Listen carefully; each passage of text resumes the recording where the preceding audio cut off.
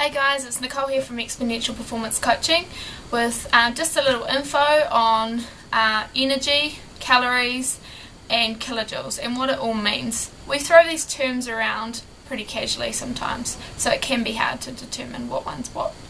A lot of people can get really confused, so by energy I just want to clarify, I don't mean how revitalised you feel, but what I do mean is what's broken down from food into a little molecule called ATP.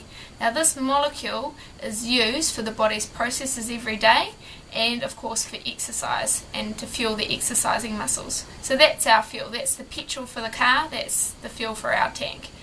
Basically when people talk about calories and about energy, they mean the same thing. So if you've got less energy in a meal, or you've got less calories in a meal. That means the same thing. It's only different when you go to make it into an amount. So energy is what we're describing with the ATP, and there's two ways to measure it. It's like kilograms and pounds. So you've got calories and you've got kilojoules. Now, one calorie equals 4.186 kilojoules.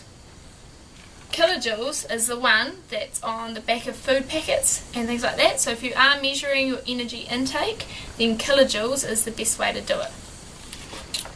All foods except water have some energy content. So if you eat a food, it's going to be contributing to your energy intake for the day.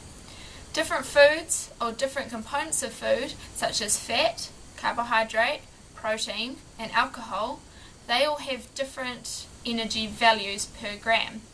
So to make this a little bit simpler, I've got some pictures for us. So pretend that we've got 1 gram here. So this is 1 gram, this circle. Now we have got 1 gram of fat at the top here. So this gram of fat contains 37 kilojoules of energy. So in that one portion, so for example like 1 gram of oil would have 37 kilojoules in it. If we move to carbohydrate, 1 gram of carbohydrate, so 1 gram of, it's pretty hard to get pure carbohydrate, but say just for simplicity 1 gram of rice, 1 gram would be 16 kilojoules. So that's less than half the amount that fat does per gram. Protein is pretty similar. It's got 17 kilojoules per gram. So if, for a visual, think about if you've got 1 gram of pure lean chicken. Okay.